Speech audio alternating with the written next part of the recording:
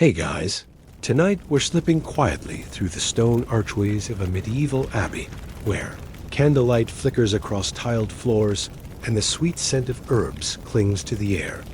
You're arriving just after sunset as shadows deepen and the world outside fades into hush. Inside, the abbey kitchen is warm, glimmering with steam rising from copper kettles and cauldrons. A nun in a cream-colored habit stirs one of them slowly with a long-handled wooden paddle, her face calm, soft, unreadable. The room is spare but purposeful. Herbs hang from low beams in neat bundles. Dried lavender, bitter mugwort, lemon balm, and valerian.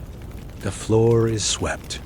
The hearths are glowing, and the air feels just this side of sacred, like the space is suspended between cooking and ceremony. A cat stretches beside a brick oven, unimpressed by the holiness of it all. You walk past a work table scattered with clay pots, pewter mugs, and a few crusts of coarse brown bread. There's also a scroll half unrolled, smudged with ink and flour that contains what looks like a beer recipe, or a prayer, or both, because that's why you're here tonight. Not for the prayer, not for the bread, but for the beer. Brewed not in some rowdy tavern, but right here behind abbey walls, by hands that are more used to turning pages of psalters than pulling pints. Beer made for healing. Beer made for sleeping. You probably won't survive this, not because it's dangerous, but because the coziness might knock you out long before the story does dot. So, before you get comfortable, take a moment to like the video and subscribe, but only if you genuinely enjoy what I do here. And if you're tuning in from somewhere unusual, tell me your location and local time in the comments. I love seeing how far this sleepy caravan stretches. Now, dim the lights. Maybe turn on a fan for that soft background hum, and let's ease into tonight's journey together. You shift deeper into the warmth of the abbey kitchen.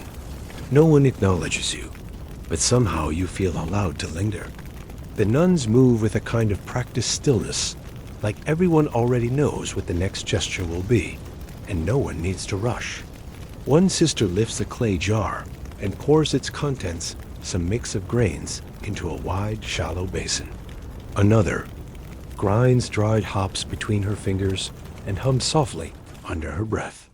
There's no conversation, only motion. Only ritual. The fire pops gently in the hearth. A copper pot bubbles.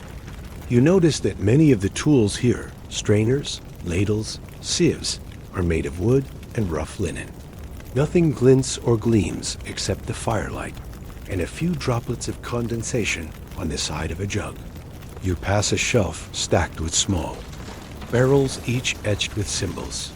A crescent moon, a tiny star, a sheaf of barley.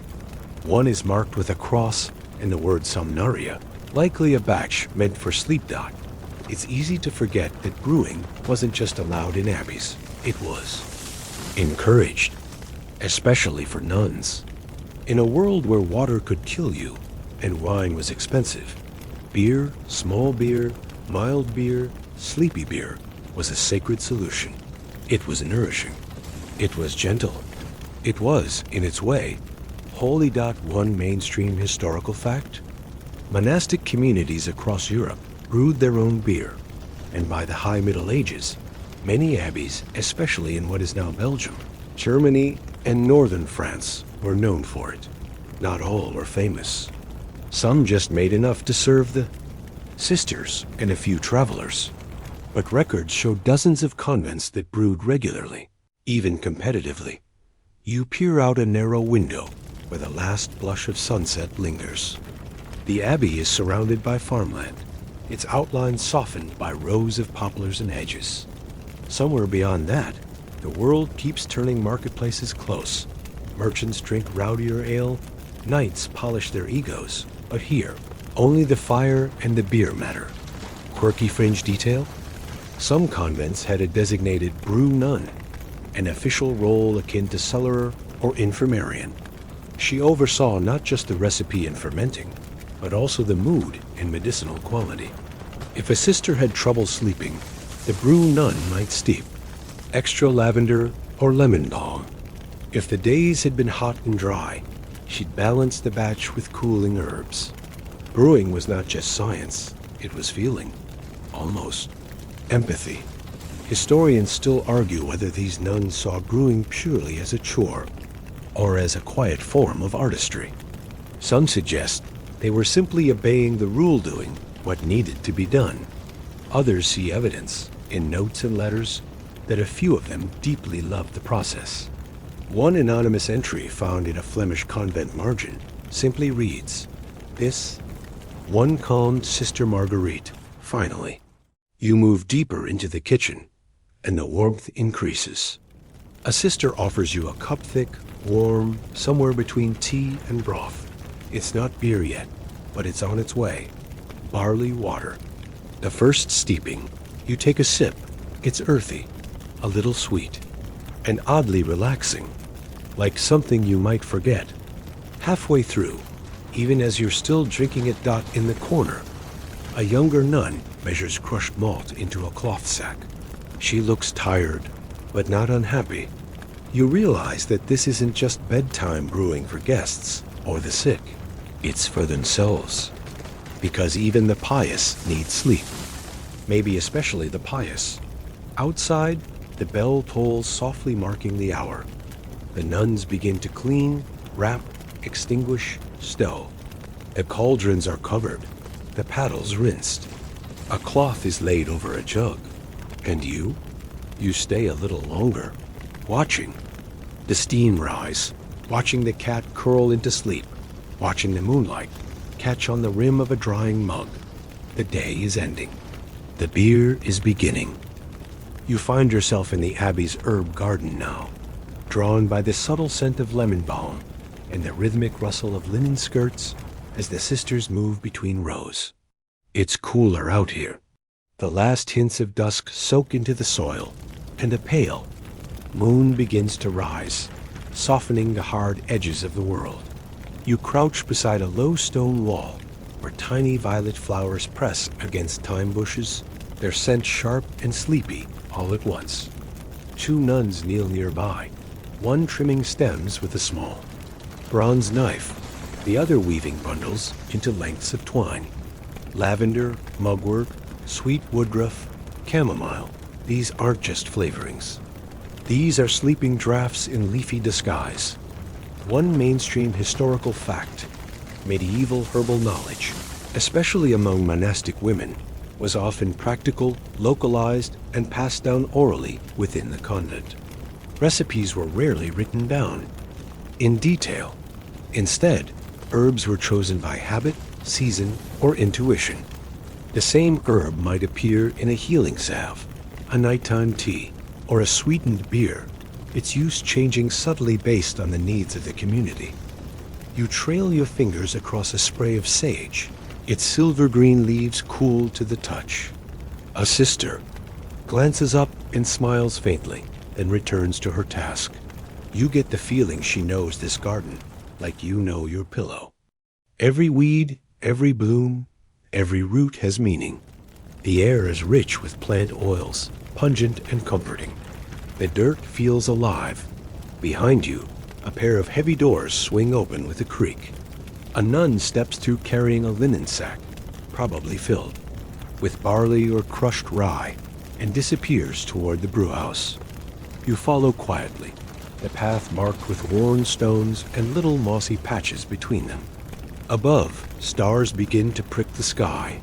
One of the nuns points and murmurs something about Orion's belt, but you're too sleepy to catch the words. It doesn't matter. The sky has started its lullaby. Inside the brewhouse. The heat returns, but gentler now. The fires are lower. The air smells of damp grain and faint yeast, like fresh bread left too long to cool. Clay jugs line the walls, many sealed with wax. You spot markings etched into them, symbols, initials, dates. Some are barely legible. Others gleam with recent polished fringe tidbit. In some convents, the beer wasn't only for internal use, it was also given as charity to the poor, the sick, and travelers. Not all batches were made equal. A thicker, stronger beer might be brewed for special feast days, while a lighter, herb-laced versions, sometimes no more alcoholic than modern kombucha, was reserved for daily sipping. The nuns knew exactly who got what. It wasn't just drink it. It was treatment. Historians still argue whether these nuns intentionally dosed certain brews to promote sleep. Some suggest they added valerian root or hops not for flavor, but for their sedative effects. Others think the choices were more intuitive-based, on taste, tradition, or local custom. But accounts of sisters nodding off peacefully after a single cup? Not uncommon. The room hums with fermentation. Somewhere in a dark corner, a vessel lets out a soft glug. A beer is alive now. It's changing, transforming. The sugars are breaking down. The yeast is waking up. And the nuns? They watch it, like a sleeping child, attentive, but not anxious. You settle onto a stool near the door. The wood is worn smooth by decades of silent waiting. Another sister enters, this one older, her hair silver beneath a linen coif. She carries a tiny pouch of herbs, which she hands to a younger nun without a word. The pouch is untied, its contents stirred into a warm mash. You catch the scent, bitter, earthy, calming. Definitely valerian, Doc. No one explains. No one needs to. These brews are layered like songs, each ingredient a note. Each note part of a broader lullaby. Dot. You watch as they ladle the warm liquid through a fine cloth. The slow drip into a barrel sounding like a ticking clock. It's mesmerizing. Fire crackles. The mash bubbles, and the shadows grow longer. You wonder aloud, softly, what medieval dreams felt like. Without electric light, without phones or noise or traffic. Just the slow lull of routine. The trust that sleep would come eventually, helped along by a carefully brewed cup in a quiet corner. The older nun chuckles. Sometimes too many dreams, she says. That's why we measure the mug, not the mood. You sip again from the mug she offers. This time, it's cooler, closer to beer than tea. Still cloudy, still grassy, but soothing. You feel the weight in your limbs begin to shift, settle. Not heavy, exactly. Just slow. A bell rings somewhere in the distance. Matins? Compline? You've lost track of the hours. But no one rushes. Even time here feels brewed on low heat.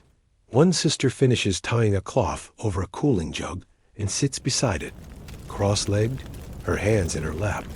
Her eyes close. Not asleep, just present. Resting in the rhythm. The fire dims a little. Barrels settle. The herbs begin to dry, curling slightly at their edges. And the beer, whatever it will become, is still in progress, still steeping, still growing into itself. And so are you, maybe. Now you step back out into the cool night air, the brewhouse behind you glowing faintly through its small round windows. The scent of damp stone mixes with the herbal steam clinging to your clothes. It's late now, later than you expected. But here in the cloister garden, time doesn't tick. It breathes.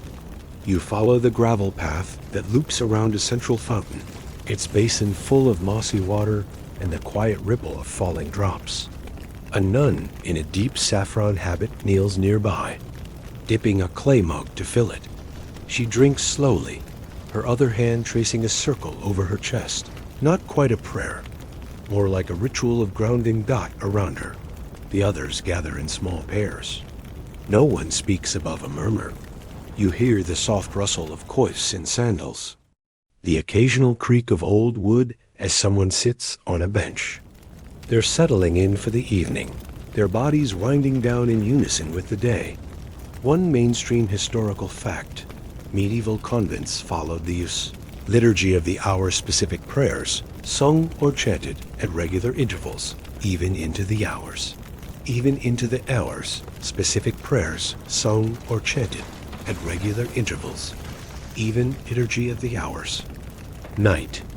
But between those scheduled devotions were long stretches of silence, intended for reflection, reading, or quiet craft. In many convents, beer was served before Compline, the final prayers, to help ease sisters into sleep, especially in winter, when cold stone cells made restful nights rare. You notice a sister threading a needle, her lap full of soft linen. Another, nearby, mends a leather sandal. One trims a sprig of rosemary and tucks it behind her ear. And next to her, yet another cradles a wooden mug of sleep beer like it's a warm kitten. The motion is small, familiar, a quiet anchor to the world. Fringe detail. In some convents, especially those in Bavaria and Flanders, nuns were allowed up to 5 pints of beer a day. Yes, 5. Though not all of them were strong song, were what we'd now call small beer, brewed just enough to purify water and give a mild flavor. Still, it's more than you'd think for a community built on moderation. Historians still argue whether the high beer rations were entirely necessary or quietly indulgent. Was it hydration in disguise? Or just one of those perks that got grandfathered in before anyone could object? Some point to beer as a substitute for wine in poor regions. Others suggest it was simply easier to brew than to barter for clean water. But in any case, the nuns made it themselves, and that gave them control. Watch as a younger sister walks past, carrying a wooden tray lined with mugs, each one painted with small initials or symbols: a flower, a fish, a star, personalized drinking vessels. She moves slowly, offering them out like a ceremony. The older nuns accept them with nods. Some blow on the surface, though the brew is barely warm. Others tap the rim once with a fingertip. Again, a ritual. Again, something passed down. There's a lull as the sisters sip. You sit near a fig tree and lean your head back, the leaves shifting above you like sleepy hands brushing. Hair, a breeze sighs. Someone hums soft, off-key, and brief. It fades almost as soon as it begins. You think about the beer in your stomach. It's not strong, not even buzzworthy, but it's doing something, loosening your thoughts, making your shoulders feel less like armor. It's not drunkenness, it's warmth. In the distance, the abbey bells chime twice. Not an hour, but a signal. Time to prepare for Compline. The sisters begin to rise. Not hurried, not urgent, just ready. A nun with a kind face round, rosy, older than the rest gathers up the empty mugs on her tray. One, still half full. She tips out gently onto the earth. For the roots, she says. And maybe she's joking, maybe not. Either way, you smile. You rise too, brushing dirt from your cloak. When did you sit down again? And follow the procession as it forms. The sisters walk 2 by 2, not quite in step, but close. The path is lit by rush torches now, their flames flickering like moth wings. The shadows they cast are long and gentle. You trail the last of the group as they pass through a small arched doorway. Inside, the chapel is dim. Only a few oil lamps flicker on the walls, and the altar glows faintly with beeswax candles. The sisters take their places. You find a wooden bench near the back and settle in. The beer still sits lightly in your veins, not heavy, just enough. And then Compline. The prayers begin not with grandeur, but with breath. A long inhale, a shared exhale, and then chant, slow and soft, like honey being poured. The Latin washes over you. You don't know the words, but you understand the rhythm. This is the sound of a day ending, of bodies winding down, of minds letting go. You close your eyes.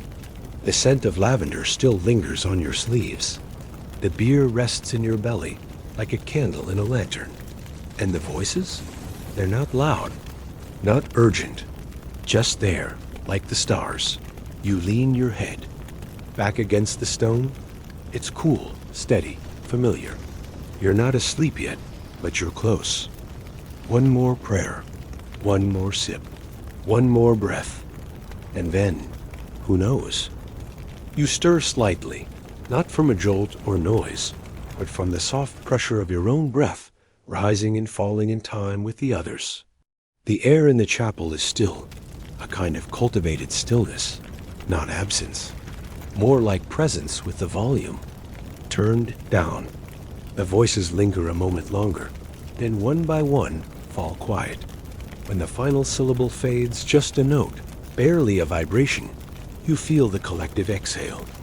The last prayer of the day is complete. And now comes the silent glide back to the dormitory. No one speaks. The flickering torches in the hallways have been dimmed, and even footsteps seem rehearsed to fall like petals. You move with the group, but not quite in it. A guest, still an outsider, folded politely into the choreography. Up a short flight of steps, through a narrow stone corridor, and then into a long room lined with wooden partitions. These are the sleeping cells, one for each sister, just big. Enough for a cot, a stool, a small chest. Curtains replace doors. The cloth muffles the air, keeps the light out, and creates the illusion of solitude. You're shown to a corner cell. A guest cot has been made, its wool blanket folded with tidy precision. On the stool beside sits a candle stub in a small clay dish, already lit. Next to that, a lidded mug, warm to the touch. Evening brewed out, yes. Beer again. You take a seat, a straw mattress creaking softly beneath you. You lift the lid. The scent hits you immediately mild malt, a hint of thyme, something faintly floral. Chamomile, perhaps. This isn't a party drink. It's a lullaby in a cup-got mainstream fact. Many medieval beers, especially those brewed in convents, were flavored not with hops, but with herbs and flowers, a mix known as Groot. Chamomile, yarrow, heather, even ground ivy. Hops were known, sure, but considered too bitter or masculine for some palates. The result? A softer brew, gentler on the body and the spirit. You take a sip. It's tepid now, but soothing. The bitterness is barely there, replaced by a whisper of sweetness that coats your tongue and settles into your chest. A fringe detail floats to mind. Some nuns believed the herbs in their sleep beer had actual spiritual properties. Not just physical sedatives, but mood aligners tools to calm the soul, ward off restlessness, even prevent troubling dreams. One old manuscript mentions the bitter flower which repels the demon of wakefulness. Whether that was metaphor or just medieval marketing, no one's sure. Historians still argue whether these herbal choices were practical, mystical, or both. Did they brew with chamomile because it worked, or because it symbolized peace? Was valerian root chosen for its sedative effect, or because it had ties to saintly visions? The answer, as with most medieval choices, is yes. It did the job and sounded good while doing it. You finish the mug slowly, relishing the warmth. Your limbs feel heavier now, like someone poured soft sand into your bones. Outside, you hear a nightjar calling. The breeze rustles a curtain. Someone coughs gently. A few cells over dot. It's almost time to lie down. But before you do, you notice something scratched lightly into the wood of your stool. Just a faint carving, shallow and neat.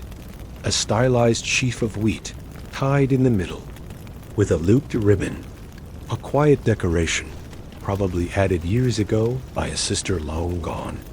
Or still here, now older, walking these halls with a slight limp and a fondness for beeswax polish. This place is full of marks like that small, harmless defiance against uniformity. Personalized bookmarks tucked into psalters. Embroidered initials, hidden in the hems of habits. Beer mugs labeled with symbols instead of names.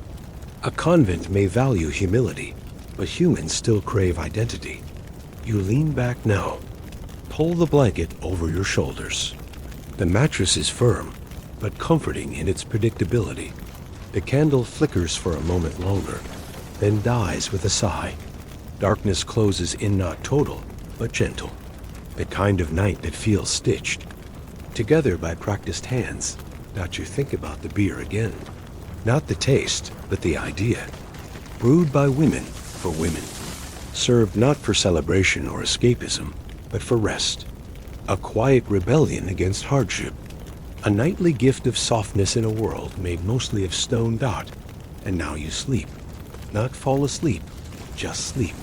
No transition. No dramatic fade. One moment, you're blinking slowly. The next, you're adrift. Time passes. Quietly dot when your mind begins. To surface again, you don't know how much time has passed. Hours? Minutes? A full night? What wakes you isn't noise, but light. A soft glow filtering through the curtain. Morning already? No, just a candle. Someone moving. You catch the faint. Shuffle of feet, the quiet swish of a habit. A sister tending to an early task. Maybe she's on rota for baking, or warming water, or brewing the first batch of small beer for the novices. That's right. Even before the sun rises, the brewhouse stirs. You sit up slowly, the blanket falling. Into your lap. The mug is still there empty now, rim lined with drying foam. You smile at that, proof of rest in a way. You stretch, quietly. No bones crack, no thoughts rush in. You're not exactly alert, but you single quotes better dot. And now you wonder, what's next? You slide off the cot, feet touching cool stone. Your tunic clings to your legs, the air still heavy with night. But you move anyway. Toward the corridor. Toward the scent of roasted grain, faint but rising. Toward the day's first brew. You follow the corridor, lit only by the flicker of distant torches and the first hints of pale dawn nudging at the edges of the high windows. The convent, still mostly asleep, hums with that rare kind of quiet only found in places used to waking early. Not silence, exactly more like the careful spacing of necessary sound. Your footsteps make soft thuds as you descend the stairs, hand trailing along the cool stone wall. There's a smell in the air, now something warm, faintly nutty. The scent of soaked barley, roasted grain. Mashed out you past the cloister garden, dew clinging to the thyme and sage as a breeze stirs the lavender. A novice in a saffron shift moves among the rows with a basket, plucking mint and lemon balm with practiced grace. She hums too, herself nothing recognizable, just a melody shaped by morning. The brewhouse isn't grand. In fact, it looks more like a glorified shed, tacked onto the side of the main complex. But its door stands open, and the soft light of a fire flickers inside. You step in dot, and immediately the warmth hits you. A gentle, encompassing heat, not unpleasant like the midday sun, but cozy like standing too close to an oven full of bread. You see her at once, the brew nun. She stands near a great copper cauldron, stirring a thick, brownish liquid with a long-handled wooden paddle. Her sleeves are rolled, her wimples slightly askew, and her cheeks flushed from the fire. But her movements are smooth, rehearsed. She doesn't need to look. She just knows. This is Sister Elsbeth, or so someone mentioned last night. Brewmaster of the convent, by silent consensus if not formal title. She's not young, not old. Her eyes flick to you just once, then back to her work. You're acknowledged, not as a guest, but as a presence. You step aside, careful not to disturb the flow of the room. Several other nuns are here too, some rinsing clay jugs, others sorting bundles of dried herbs on a reed mat. A bowl of dried orange peel sits beside a jug of anise seeds. Everything has its place. Everything has its time. Mainstream fact.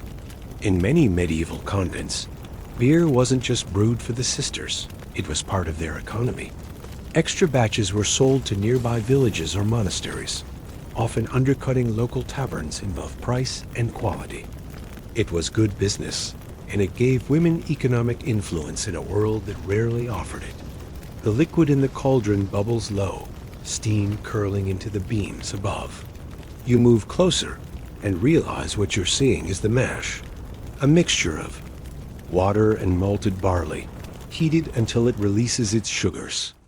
This is step one in the beer's long transformation from grain to rest aid. A fringe tidbit floats into view.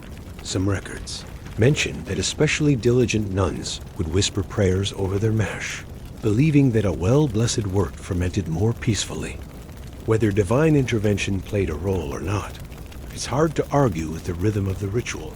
Sister Elsbeth leans in now, scoops a small ladleful into a bowl, and cools it quickly with a swirl. She dips a finger, tastes, and nods slightly. No exclamation, no declaration, just a nod. The mash is good. She gestures with her chin to a younger nun nearby, who takes the paddle, adjusts the fire with iron tongs, and resumes the stirring. Elsbeth moves past you, unbothered by your presence. You trail behind her, careful not to trip over a bucket or brush against a drying cord strung with muslin bags, full of herbs. Now you're near the fermenting barrels, round-bellied and silent in their wooden stillness. A few are already sealed, wax crusted around their lids. Others stand open, waiting for their share of wort. The room smells richer here, deeper, like earth and fruit and something just barely alive.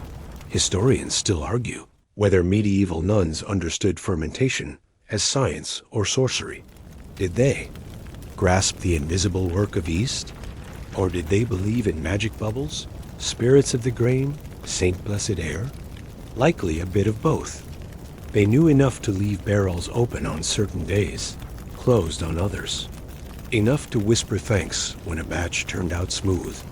You pause beside one such barrel, fingers grazing its rim. It's warm, not from the fire, from inside. Something's happening in there, bubbling, transforming. Quiet labor, like the convent itself. A tap on your shoulder. Sister Elsbeth again. She holds out a small clay mug, the color of baked honey. In it, a pale liquid sloshes, still cloudy, still young. She raises her brows, then turns away. An invitation, not a suggestion. You take a sip. It's mild, lightly sour, with a faint herbal aftertaste. Lemon balm, maybe. Or just the hint of old yeast. It's not intoxicating, not yet, but it's refreshing, like well water with ambition. This is green beer, the halfway point in the brew's journey. A test sip, a preview. It tastes. Honest. Outside, the sky is lightening. A cock crows somewhere beyond the walls. The other nuns begin to file in, drawn by the scent of grain and the start of morning tasks. The brewhouse becomes busier now, more noise, more steps, more laughter under the surface. You feel the hum of it all. The way this beer, so simple and humble, is stitched into every part of life here, as nourishment, as ritual, as something to share. And just before you leave, you spot something in the corner, a shelf, lined with tiny wax tablets, each scratched with a few lines of script.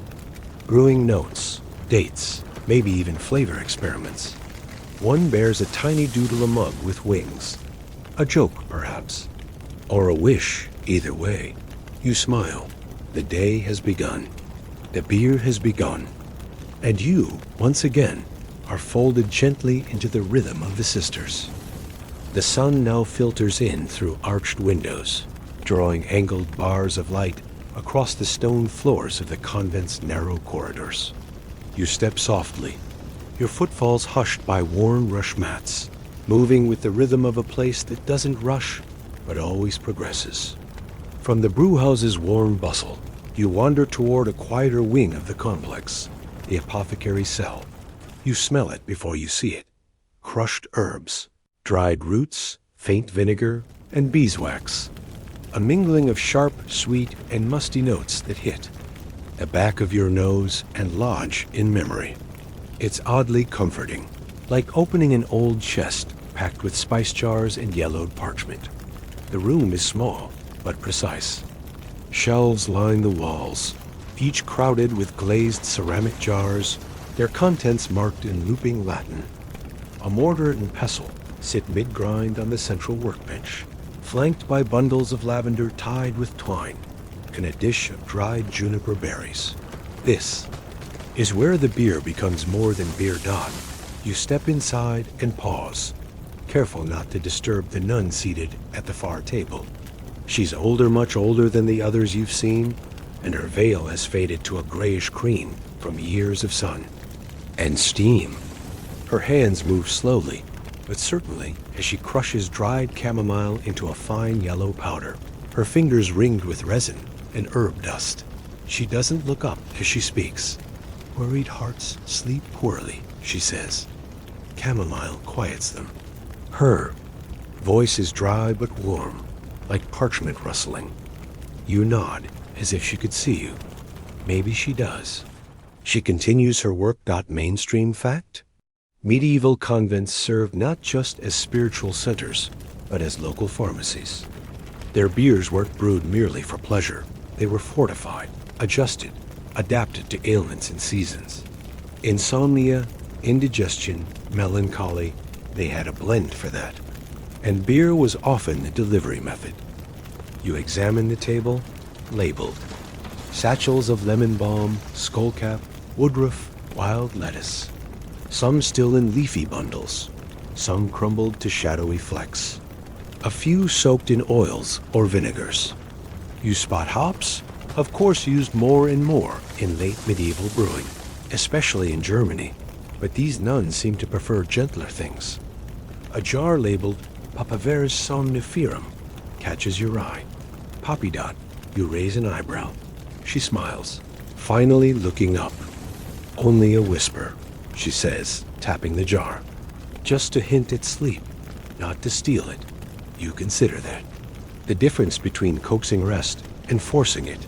A philosophy that seems baked into everything they do. She reaches to a shelf and pulls down a worn wooden box with tiny compartments. From it, she selects a brittle sliver of orange peel and a curled bay leaf, dropping both into a clay bowl with the chamomile.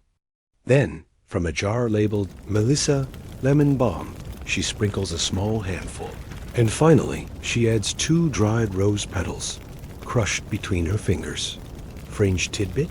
Some nun brewers believed that herbs work best when combined in odd. Numbers, especially primes. 3, 5, 7.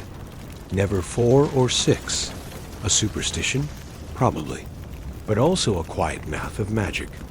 She drizzles honey over the mix and stirs it into a loose paste with a few spoonfuls of barely cooled wort, ladled from a pot kept near the hearth. The result smells faintly like drowsy summer. You ask what it's for. A calming draught, she replies. For those who think too much at night. We add it to the second fermentation, when the yeast is sleepy too. You can't help but smile. At that, historians still argue whether herbal additions to medieval beer were primarily medicinal or spiritual. Some claim the blends were chosen for their effects.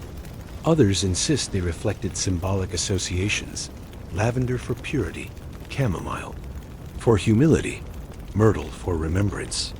Likely both. To a medieval mind, use and meaning were often inseparable. She motions you closer and dips a wooden spoon into a glass jug-pail beer, barely fermented. Into it, she stirs the paste slowly until it vanishes. Then she offers you a sip. This one's different from the last, softer, rounder. The bitter edges of the barley smoothed into something floral and faintly minty. Not intoxicating, just relaxed. She watches your expression, not smiling, just measuring. You nod. She nods back. Outside, a bell tolls a low, mellow note that rolls across the grounds like a blanket unfolding. Time to return to other tasks. to cloister, to study, to prayer. But you linger a moment more, taking in the texture of the room. The crumbling edge of a dried sage leaf, the gentle rise and fall of a nearby reed curtain in the breeze, the way light pools in amber puddles across the work table. A corner shelf catches your eye. A single beeswax candle sits beside a tiny reliquary, and a small wooden box labeled simply Vespers Blend. You don't ask. You don't need to. You step back into the hall, the warmth of the room still clinging to your skin. Somewhere in the distance, a novice recites the Psalms, her voice just above a whisper. And farther still, the low murmur of the brew pot begins again like a heartbeat for the whole place.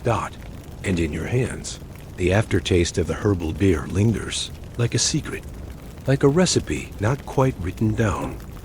The scent of brewing still clings faintly to your sleeves as you walk back out into the crisp air of the cloister garden. The sun is further down now, casting long lavender shadows over the herbs and gravel paths. You find yourself slowing, tracing the edges of a stone path worn by centuries of soft sandals and quiet intention. The rhythm of the place is different now, quieter, gentler. The kitchen clatter has faded. The laughter from the brewhouse has dulled. The air tastes like time, like beeswax, like rest beginning to settle over the stones. But you notice something new now. Something almost hidden. Set into the outer wall of the convent at the far end of the garden is a narrow wooden door, partially ajar. There's no sign, no bell pull, just a sliver of movement behind the frame. Curiosity nudges you forward, and as you step through, you enter one of the more surprising corners of this place. The cooling room. It's dark in here. Not gloomy, just purposefully dim. The walls are thick, the floor slightly sunken, and the old, small, arched window near the ceiling lets in only enough light to make out the outline of large, squat vessels. This is where the beer comes to rest. Dozens of clay amphorae line the walls, each sealed with wax and labeled in an elegant looping script. They vary in size and shape, some wide and short, others tall and narrow, but all are marked with a blend name and date. You spot familiar labels: chamomile plus sage, lavender draft, bitter root. Some are older, some newly placed. One, labeled simply silence, catches your eye. The room hums with stillness. Not silence exactly, but something more deliberate, like the air is holding its breath. Mainstream historical fact? While many associate medieval brewing with open vats and frantic fermentation, the cooling and resting phase was just as critical. Without modern refrigeration, these quiet spaces were essential for stabilizing the beer, calming the yeast, and allowing herbal flavors to bloom and blend. A rushed beer was a ruined beer. You crouch beside one of the amphorae and notice something. Curious etched into the clay is a symbol, a tiny spiral with 3 dots. A nun enters from a side door, carrying a small lantern, and sets it on a hook. She notices your interest. That one? She says, pointing at the symbol. It's our mark for dreams. You glance back. The beer causes dreams? She smiles. No, but it makes space for them. She moves efficiently now, checking the wax seals, adjusting straw packing around the base of a tilted jar. She hums quietly, and the melody is familiar one you heard earlier in the brewhouse. Everything here seems to echo itself. Fringe tidbit: some convents kept dream journals, leather-bound books, where sisters recorded their night visions, believed to be divine messages or gentle warnings. Certain beers, especially those brewed with mugwort or valerian, were thought to enhance dreams, or even prevent nightmares. Sleep wasn't just rest, it was a form of listening. You lean in closer to one of the jugs, and she taps the lid with a knuckle. A dull, contented sound. Still warm inside, she says. That one's fresh. Needs 3 days at least. Historians still argue whether the dream-enhancing claims of certain herbs were placebo, symbolic, or rooted in real pharmacology. Mugwort, for example, does contain mild psychoactive compounds, but the true power may have been suggestion, whispered promise that your sleep would be deep and your dreams meaningful. She gestures toward a shelf near the back. You follow and find a row of small ceramic cups, each painted with scenes. A deer curled beneath a tree, a nun sleeping beside a candle, a tiny star falling. For tastings, she says, but only after Vespers. You ask what happens to the beer that isn't consumed. We use it, she replies simply. For bathing, for poultices, for washing wounds, even for baking. You blink. Beer bread? She nods, with sage and rosemary, served warm at dusk. You mentally file that one under things you dash DID and single quotes T dash no dash you dash needed dot. She turns back. To her work, trimming a bit of beeswax from a cracked lid, then carefully resealing the amphora. You watch her hands steady, reverent. It's like tending a candle or a prayer, and you realize this isn't a cellar. It's a sanctuary. The beer isn't just aging. It's preparing, becoming. Everything here is framed around stillness not as a pause, but as a process. You run your fingers gently along the rough edge of one of the clay jugs. The surface is cool now, but you can almost feel the warmth tucked inside. A small, controlled ferment. Like a held breath slowly being exhaled, another nun enters silently, carrying a small basket of herbs and folded cloths.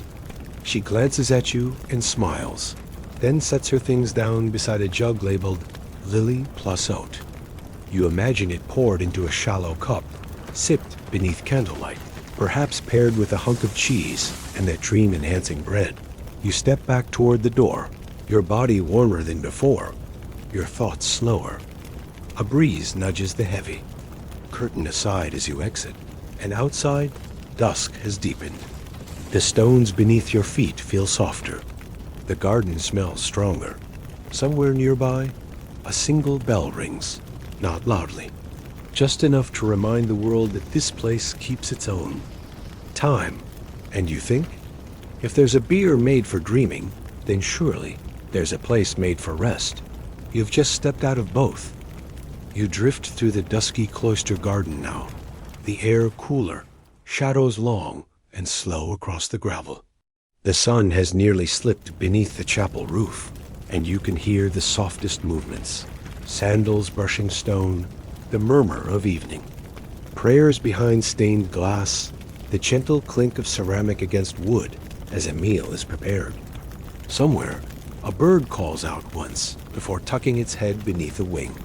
You walk toward the guest quarters, where the nuns sometimes offer simple rest to weary travelers, especially women or clergy on long journeys.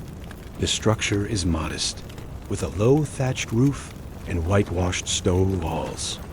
A wooden bench sits beside the entrance, draped with a blanket dyed in madder root red inside. The atmosphere changes again. It's warm, not stifling, but deeply comfortable, like the breath of an old tree or the inside of a well-worn book. The floor is earthen, covered here and there with woven rush mats.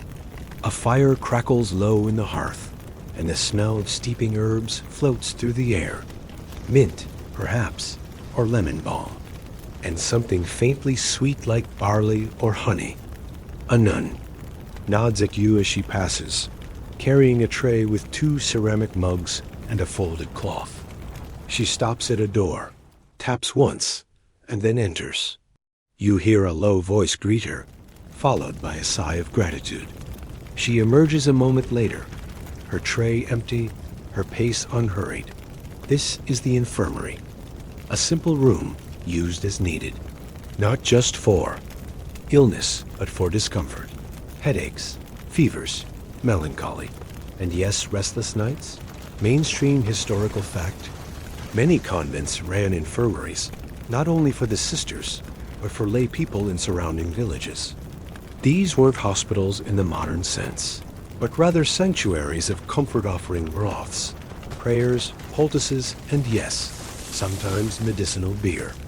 Monastic brewing was not solely for pleasure or ceremony. It had real applications. Beer was often cleaner than water and provided calories, mild sedation, and herbal effects, especially when dosed appropriately. The nun turns to you and smiles. Would you like to see the cupboard? You nod, and she leads you to the far wall where a large oak cabinet stands unlocked, unguarded. Inside are rows of small ceramic vessels and tightly wrapped bundles of herbs. Dried chamomile, yarrow, fennel seeds. She opens one jar and lets you inhale the warm, grassy scent of hops. This one, she says, for soothing the chest. Another, this is rosemary, warming to the blood. A third, valerian, makes you forget you're awake. You spot a jug with a familiar swirl and dot pattern.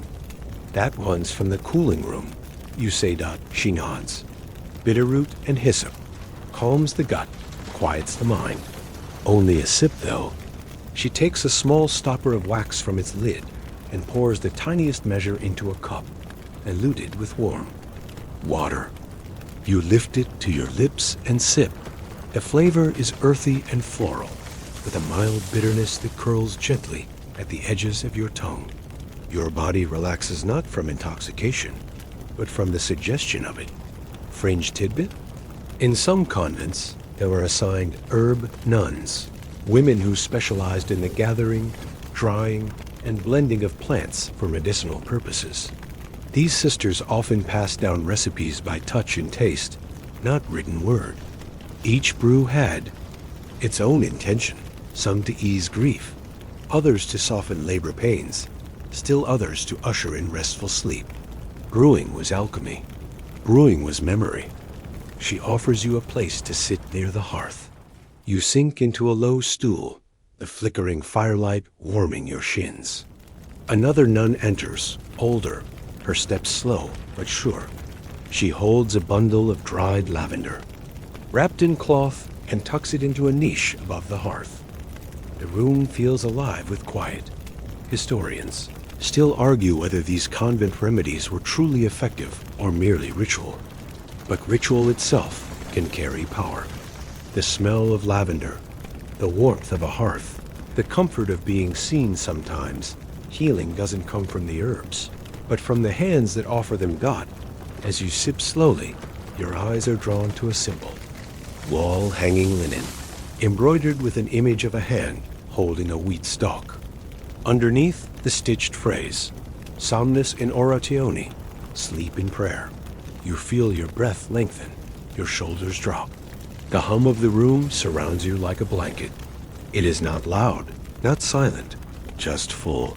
Full of something that feels like permission to rest, to release, to not be brilliant, or busy, or useful, but simply to be. You lean back slightly, and the firelight dances in your mug.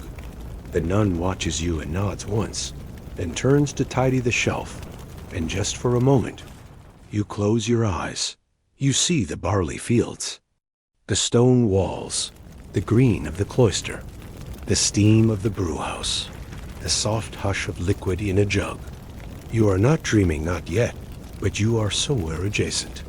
Somewhere on the threshold in a convent where the night is gentle, and beer is brewed with purpose, and sleep is seen as holy. You stay near the hearth a little longer, letting the warmth soak through you. The taste of the herbal beer lingers faintly on your tongue, earthy, slightly bitter, and somehow grounding. It doesn't intoxicate. It hushes, like someone lowering the lights in a theater, or gently pulling a blanket up to your chin. Eventually, the nun gently suggests a walk. Fresh air settles it in, she says, nodding to your mug.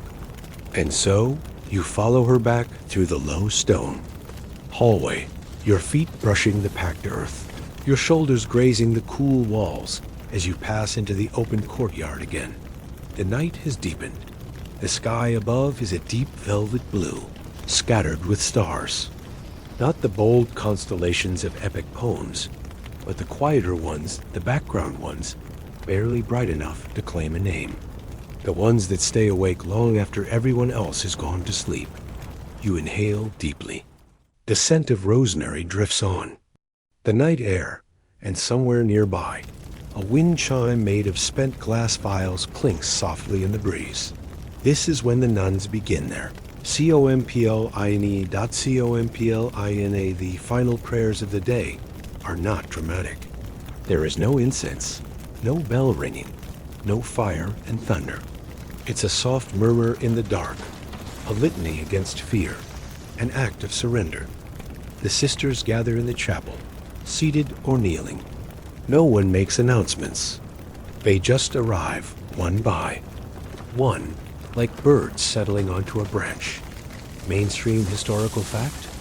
Compline was the ninth and final canonical hour, recited around sundown or before sleep.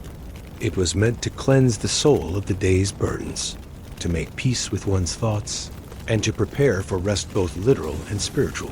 You pause. Outside the chapel door, listening. The prayer rises and falls in waves, Latin syllables coasting gently along the stone walls. Not everyone sings. Some whisper. One sister simply rocks gently back and forth, her eyes closed, her hands open in her lap. And there, at the edge of the prayer circle, you spot something unexpected. A jug. A small, dark-glazed vessel, set on a low wooden shelf with two mugs beside. No one touches it during the prayers, but its presence is deliberate. It isn't hidden. It's not ceremonial either. It's simply there, part of the rhythm. The nuns don't just brew beer for function. They share it in ritual. Not to replace prayer, but to support it. Fringe tidbit? Some convents had specific. Compline brews lighter beers infused with calming herbs like skullcap, passion flower, or mugwort. Not to send you into visions, though that sometimes happened, but to quiet the nervous system and settle a restless body before bed. These beers were low in alcohol, high in plants, and poured in silence. You lean back against the chapel wall, your head tilted toward the stars. They don't twinkle like they do in movies. They just glow, steady, patient, like tiny waiting rooms. For dreams, the nuns finish with a final amen. A few linger. One sister pulls her hood tighter. Another bends to blow out a candle. Their movements are slow and deliberate, like sleepwalkers who aren't quite asleep. They nod as they pass you, not startled to see you there, not surprised. In this place, stillness is not suspicious. It's expected. You wander again past the fig trees, past the laundry lines now empty and still, past the stone bench where you first tasted the bitterroot beer. The entire convent hums with rest. Not silence, not absence, but rest. The kind you can hear. You find your way to a small corner garden, just a patch of earth, with herbs and violets, and sit on the low wall beside it. From here, you can see the faint candle glow in the upper dormitories. One by one, they flicker. Out. Historians still argue whether these nightly rituals were deeply spiritual or merely practical routines layered with meaning over time. Was beer truly brewed to help sisters sleep?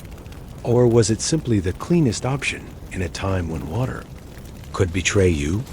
Was Compline the last line of defense against sin? Or just a lullaby for anxious minds? But tonight, in this moment, you're inclined to believe both. Because here you are, heart slowed, thoughts softened, in a place where even the stars seem to keep quiet. And the beer? It's not a celebration.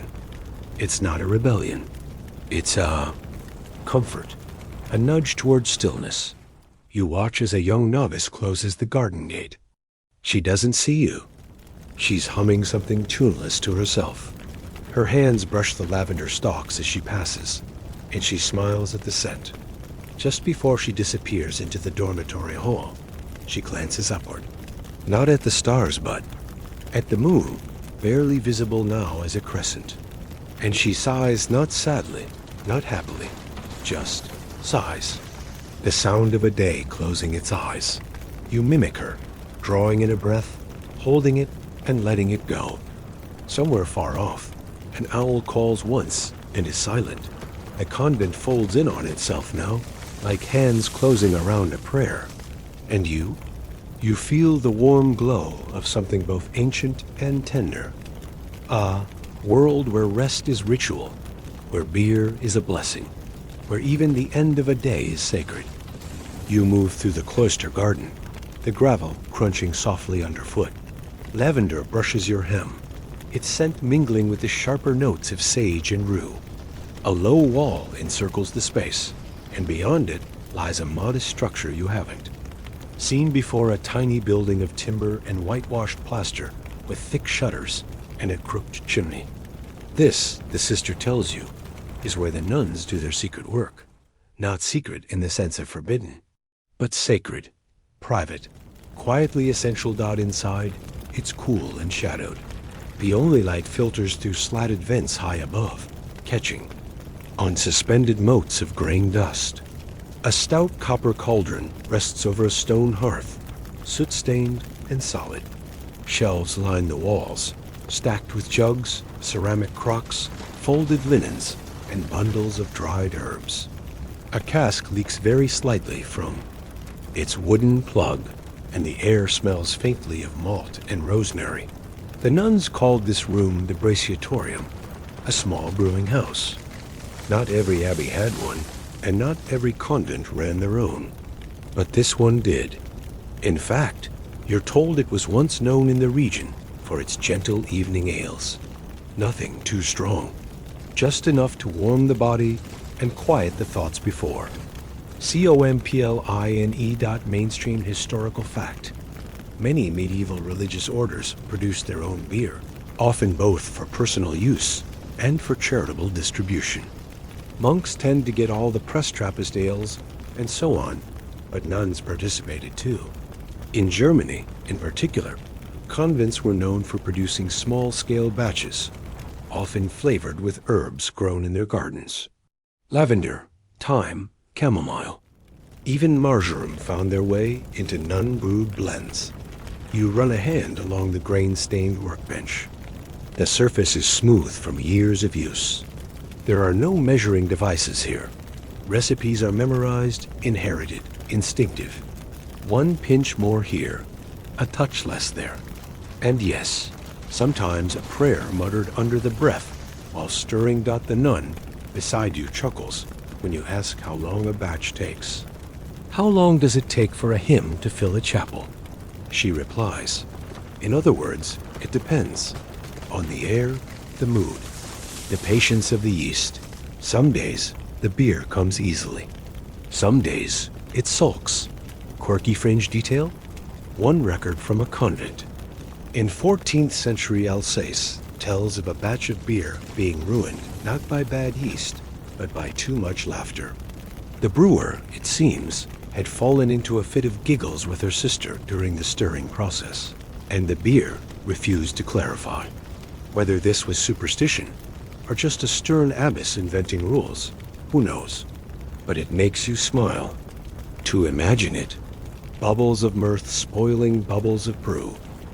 You watch as another sister enters, holding a woven basket of barley heads and a pouch of crushed herbs. She says little, just nods to the other nun, and begins her quiet work sorting, rinsing, laying things out to dry. There's a rhythm here, a slow choreography. Nothing is rushed. The day's light has dimmed to a dusky blue, and still no one lights a lamp. They work with what the sun gives, nothing more. Historians still argue whether these small brewing operations were mainly for spiritual focus or economic necessity. Some say the nuns brewed for their own sleep and health. Others believe it was an enterprise to support the convent, selling calming tonics to nearby villagers in exchange for coin or trade. As usual, the truth likely sits somewhere in the overlap. You lean against the doorframe, as the scent of warmed malt thickens, sweet and earthy. The nun stirs the pot with a wooden paddle nearly as tall as she is, moving in slow figure eights. Not a word is spoken.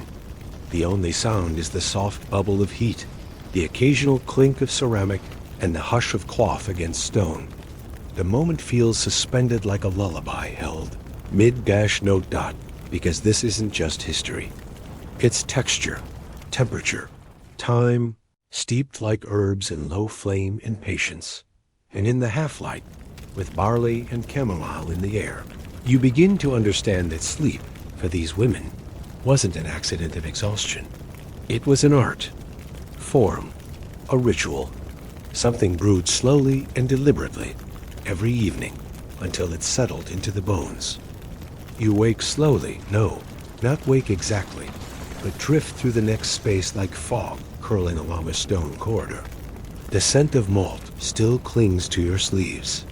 Ahead, the cloister bells toll softly 3 low chimes, evenly spaced. It's time for the final prayers of the evening. Compline. But before you follow the others, you pause in a side hallway. A small wooden door stands slightly ajar. Inside is something unexpected. A storeroom. Yes, but not of the food or tool variety. Instead, you see tall, narrow racks filled with corked bottles.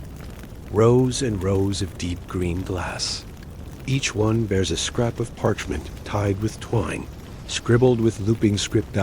It seems the sisters don't just brew their beer fresh, they preserve it. Mainstream. Fact. Medieval communities often stored their beer for days or weeks, especially when the brewing process yielded more than immediate needs. Some convents and monasteries even experimented with flavoring agents and aging techniques. Early bottling was rudimentary ceramic jugs sealed with wax, or glass bottles stoppered with leather or resin. You take one down carefully. It's surprisingly heavy. The tag reads mugwort and lavender, light rest. You glance at another. Hops, lemon balm, summer batch. And another. Wheat, honey, valerian. Night deep. You suspect that one's the heavy hitter. There's something endearing about this whole setup. Like a sleep aid apothecary, but made with barley and heart. Every bottle is a memory, a mood. Some bare drawings, tiny vines, stars, little yawning. Faces. One even has a scrap of musical notation wrapped around its neck. A lullaby in liquid form. A fringe detail. One English manuscript from the 15th century records. A nun who kept her own sleep diary alongside her brewing notes. She would jot how well she slept after each batch, rating her rest with a series of tiny moon symbols. Full moon for perfect sleep, crescent for a restless night, and so on. Her pages are filled with gentle illustrations and comments like dreamed. Of geese or woke to bells, no cause. Whether her records were scientific or simply soothing, we'll never know. But the idea of brewing sleep like a recipe? That's delightful. You hear soft footsteps behind you, another nun, smiling. Gently as she sees your fascination, she reaches past you and selects a bottle wrapped in blue cloth. For the elder sister's knees, she says. Warm at first. Let it sit in steam. Then she's gone again. Historians still argue whether nuns truly differentiated there. Brewing recipes with consistent herbal medicine principles, or if much of it was folk knowledge, passed down through routine and ritual. Modern analysis of residue in surviving vessels suggests a bit of both. Some batches had properties we know to be mildly sedative. Others were probably just well-intentioned placebo. You step back into the hall and let the door close with a whisper. The bottles remain in shadow. Small soldiers of sleep, lined up and waiting. As you return to the cloister, a hush has settled. Torches flicker in wall sconces. Shadows climb the walls in long, fluttering shapes. The sisters walk in pairs, their veils soft in the breeze, heading toward the chapel. But the brewing work? It continues unseen. A nun slips through a side door, carrying a lidded basket. You catch a glimpse of the contents. Dried grains wrapped in cloth, nestled beside a twist of rosemary. She's heading not to prayer, but to the little brew house. The cycle never really stops. One batch finishes, another begins. Not rushed, not mass-produced, just attended to. With care, you follow the others to the edge of the chapel, peering in through an open arch. The nuns bow, then kneel, then sing. A thin, clear line of melody floats out into the courtyard. It weaves through the dark like a thread of silver dot, and you realize, here, everything winds down like a poem. Sleep isn't dropped into like a pit. It's entered gently, like a garden. The beer helps, yes. But more than that, it's the process. Brewing got the quiet. The slow lowering of the day, sip by sip, note by note, dot and that, in its own quiet way, is its own kind of miracle. The singing lingers in your ears as you drift away from the chapel. The melody doesn't end so much as dissolve one note into the next, into the hush. Even your footsteps feel muffled now. The cloister is settling. The sky outside has gone. That deep, velvety blue that only shows up in the hour before full dark. A single star, maybe Venus, winks above the RO of Line. You meander toward the garden. Yes, the same herb garden you visited before, but now it's transformed. It's cooler, quieter, the beds cast in soft moonlight. A faint breeze passes over the thyme and sage, carrying with it the sweet, sharp perfume of crushed leaves. You catch a movement, just a flash of linen, as a figure kneels beside the lavender. She isn't harvesting, she's tending, tucking in, stalks with careful fingers, murmuring under her breath. Not prayer, more like conversation. The plants, you realize, aren't just ingredients. They're companions, confidants, the same way you might talk to your cat when no one else is around. Mainstream fact. Medieval herbalists, especially those within convent walls, often cultivated deep relationships with their gardens. Some kept what we'd now call plant journals notes, not just on when to harvest or how to prepare tinctures, but observations on the temperament of each herb. Lavender is gentle but stubborn. Mugwort likes mist. Chamomile calms the angry. Bees, you remember that sleep-diary nun from before.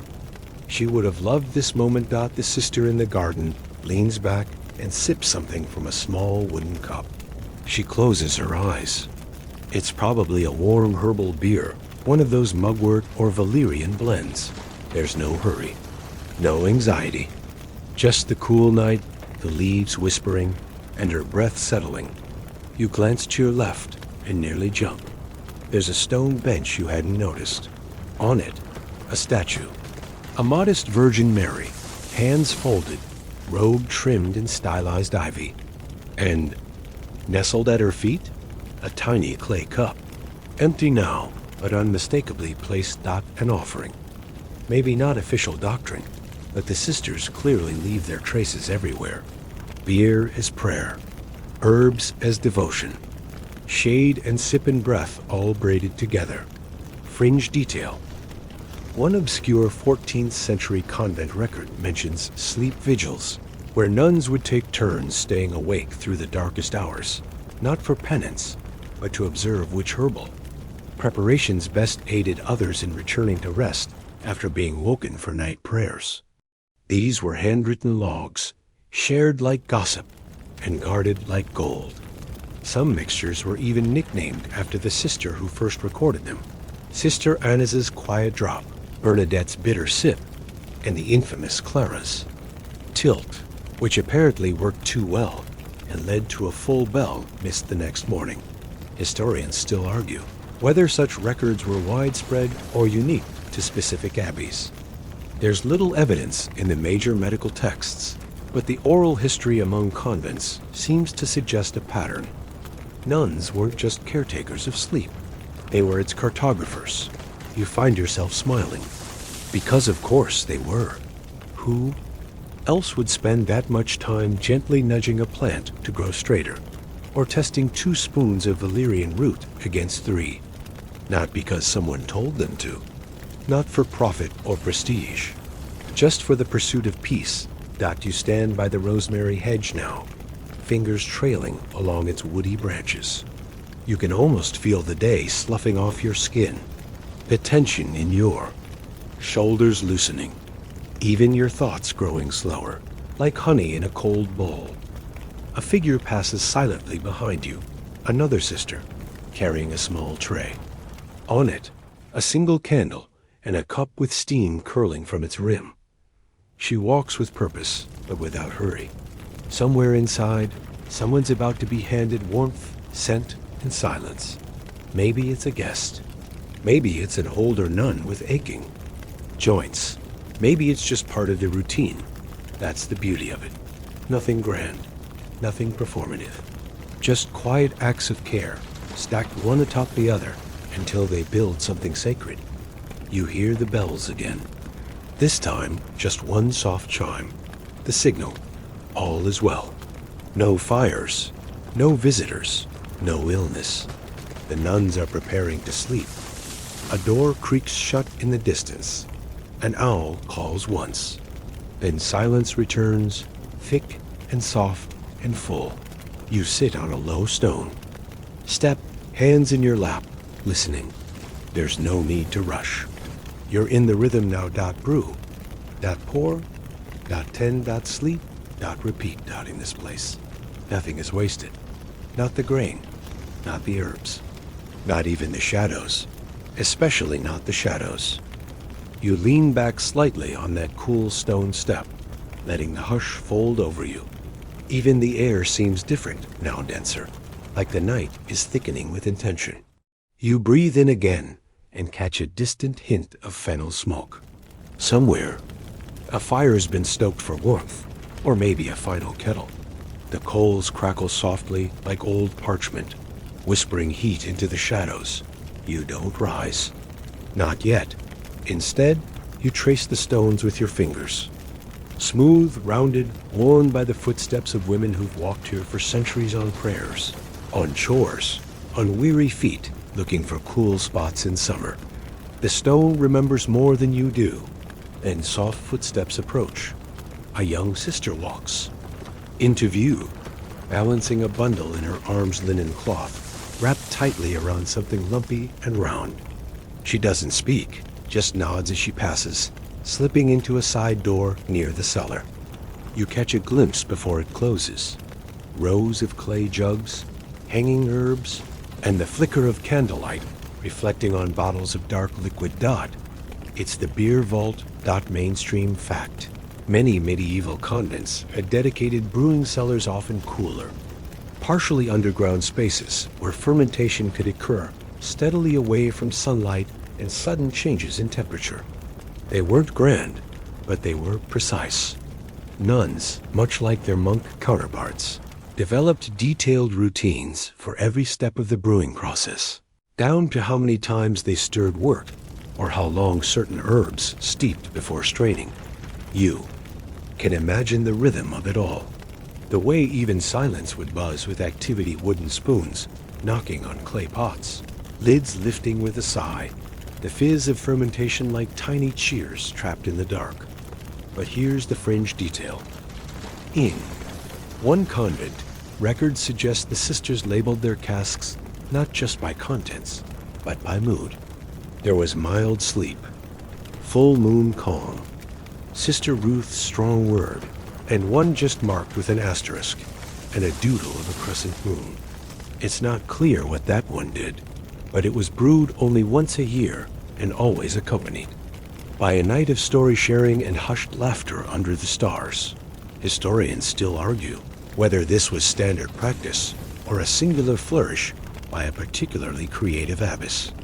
But if you've been listening closely, you already know the answer. If anyone was brewing beer like poetry, it was a medieval nun. You get up now slowly and wander toward the path leading back toward the main dormitory. The stones underfoot crunch with gravel. A cat appears from somewhere unseen and trots ahead, tail flicking lazily. You follow. The dormitory is quiet. Most lanterns are dimmed now. A final door creaks open and closes. The sisters are settling into straw-filled mattresses and narrow wooden frames. Their sandals are tucked neatly beneath beds. Wool blankets are drawn to chins. Someone sneezes, daintily. Another coughs once, then nothing. But outside, by the far wall, a single nun remains. She's seated at a small table. A taper candle. Beside her casts a golden pool of light across a parchment she's writing on slowly, deliberately, like each letter must carry its own weight. You move closer and realize what she's doing. Recording the evening's brew. One drop of ink. One measured line. Maybe a note on the balance of rosemary versus yarrow. Maybe a reflection on how the beer affected her rest the previous night. Or maybe simply she's copying a poem. Some sisters did that too. Not because it was required, but because it helped. Writing is ritual. Ink is bombed out her robe pools at her feet. Her veil slips slightly as she rests her head on one hand, clearly fighting sleep. She looks content, not joyous, not exhausted, just full of quiet purpose. You watch for a moment more, then turn, leaving her to her ink and her candlelight dot. And as you walk, another thought surfaces. There's something radical about all of this.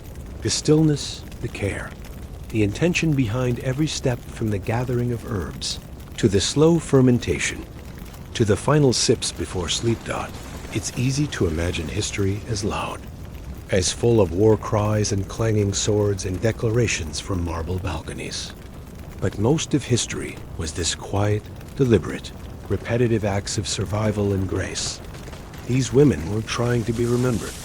They were just trying to sleep well, to let others sleep well, to soften the world just enough that dreams could reach through. And isn't that worth more than a conquest? You pause beneath a narrow arch. The moon above is full now, casting silver stripes along the path ahead. Another faint breeze stirs the leaves. Your limbs feel heavier, but not in a bad way. Like you've been steeped in peace. You touch the edge of your sleeve to your cheek and realize it's cooler now, and it's time to find your place in this rhythm, to sip something warm, if only in your mind, to pull the blanket up, to sink into the hush these nuns so carefully brewed. You're nearly asleep now, or something close to it. That heavy-limbed calm that comes after warmth and repetition and stories told in a hush.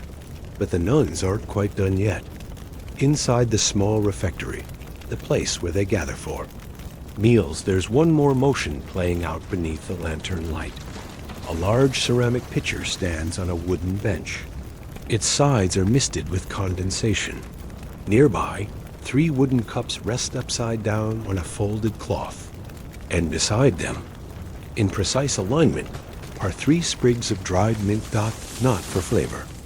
For symbolism. You step closer, careful not to disturb the moment. 2 sisters enter, robes swishing gently. They move without words. One lifts the pitcher, the other places the cups. A third joins older, slower, but greeted with a shared glance. Together, they pour the brew. It's dark in the cup, with a slight reddish sheen. One sister holds hers up to the lantern, examining the clarity. The others watch, nod, then drink slowly. It's not a feast. It's not even indulgent. It's ritual. Mainstream fact. In many Benedictine convents, small nighttime sips of beer or herbal wine were part of the regular rhythm of life, especially for older sisters or those recovering from illness. These drinks were brewed lighter than what you'd find in taverns, closer to what's called small beer, mild, nourishing, safer than water, and just calming enough to coax sleep. You watch as the third nun closes her eyes after one sip. Her hands rest gently on the rim of the cup. She doesn't drink more. She doesn't need to. This isn't about thirst. It's about marking the end of day, drawing a line between duty and dream. Outside, the courtyard stones begin to cool. A frog croaks from somewhere near the well. You imagine the damp moss at its edge, the ripple of stars on the water's surface. The sisters remain in the refectory for a moment longer, heads bowed not in prayer, exactly, but in presence. Just being still. And here's your quirky tidbit. Some medieval brewing logs include tiny, hand-drawn marginalia little doodles in the corners of parchment, often etched by bored scribes or particularly whimsical nuns. One surviving scroll shows a small cat curled beside a barrel, wearing a crown made of barley stalks. Another depicts a nun riding a fish, possibly a symbol of Lent, or possibly just proof that not every night was strictly solemn. Historians still argue whether these doodles were tolerated diversions or subversive little jokes, tucked away where abbesses wouldn't notice. Either way, they're there. Scribbled reminders that even in strict silence, joy finds its ink. Back inside the dormitory, the final lantern is extinguished. The flame gutters once, then vanishes into black. One by one, the sisters settle into sleep. No fanfare, no grand declarations, just blankets shifting. A sigh, maybe the soft clunk of a wooden rosary rolling onto the floorboards. The wind nudges the shutters. A cup cools, untouched on the table dot and across the hall, where drying herbs hang in stiff silhouettes. The scent of mugwort and lavender still lingers. You breathe in through your nose, and for a moment, it's like you're lying in a field. Not the wide kind, full of wind and sun, but the small kind surrounded by hedges, hemmed in by wild thyme, fireflies tracing lazy arcs above your eyes. That's what this has all been, hasn't it? A field inside a room, a hush carved from history. Even the sleep you're sinking into now has been practiced, brewed, fermented, and shared across centuries by people who weren't trying to impress the world, just soften it. Because here's the truth. Brewing beer wasn't the point. Rest was. And these women silent, cloistered, precise found ways to bottle peace, there's something almost rebellious about that. You glance once more toward the doorway, half expecting another sister to appear, maybe with a towel slung over her shoulder, or a prayer still forming on her lips. But no one comes. Only stillness, only shadow, only you. You let your eyes drift shut. The stone stays cool beneath you. And somewhere, beneath layers of time and quiet persistence, a bottle settles on a shelf.unmoving.unneeded for. Now. You're almost fully asleep now, but the rhythm continues slow, grounded, deliberate. The nuns rise before you again, not in body, but in the soft recollection of habit, of rooms you've already passed through, now echoing quietly behind. You, the brewing hall, the herbarium, the cloister walks worn smooth by sandals and time. But tonight, there's one last place to pause before we let go completely. The cellar.stone-walled, dimly lit by a single oil lamp. It hums with coolness. You feel the temperature change, as if you've stepped beneath a deep canopy of trees. The air smells like damp earth and yeast, touched faintly with rosemary and aging wood. A ladder leads downward, its rungs polished from centuries of cautious descent. And so you follow. Down here, the world is slower still. Wooden barrels rest like ancient sentries along the walls, each one marked by careful hand-etched symbols, small date notations, or even small crosses inked above the seams. Not because the barrels themselves are holy, but because what they contain has been touched by intention. This is where the beer sleeps. And sometimes, where the nuns come to think. One sister moves along the row, a linen wrap tied over her hair, her steps muffled by straw scattered across the floor. She holds a ledger in one hand, a stub of chalk in the other. She's checking each barrel, pausing briefly to lift the lid, inhale, note. The barrel she stops at, labeled Evensong. Because yes, they name the batches. Not all but some. When a brew turns out especially well, or especially unusual. One, once fermented with wild quince, was labeled Saint Wild. Another with lavender and fig, resting joy. No one reads the names aloud, but they smile when they see them. Mainstream fact. Monastic breweries in medieval Europe, not just nunneries, but abbeys more broadly, were some of the earliest examples of branded brewing traditions. Batches were often annotated with ingredients, feast days, or weather notes. It wasn't about marketing. It was about memory, about honoring the moment that made the brew. Back upstairs, someone begins the Compline hymn, the final chant of the day. It drifts down like candle smoke, soft and circular, rising from stone to stone. The sister in the cellar hears it, but doesn't hurry. She finishes her notes, marks the barrel with a final chalk flourish, then closes the lid with a careful hand. And here's your fringe detail.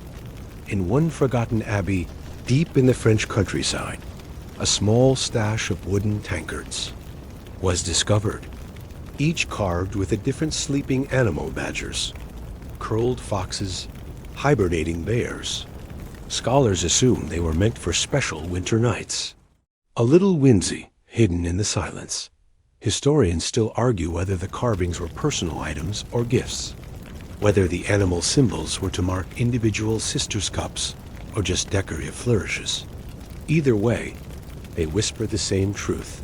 Even in solemn orders, the light had its place. Back above ground, the final lanterns flicker out one by one. The night takes its breath, and so do you, because there's nothing left to do now. The floors have been swept. The yeast has settled. The herbs have dried. The prayers have been said. Even the dreams, when they come, will feel brewed from the same quiet care. A mild flavor of peace. A hint of time. A long, slow aftertaste of centuries repeating themselves. Gently, softly, patiently, you lie back. And now, wind down, approx. 300 words. The rhythm slows. The nuns are still. The cloister's empty. Moonlight glints off dew gathering along the sill, and the final notes of chant dissolve into night. Somewhere, a cat curls into the warmth left behind by the last candle.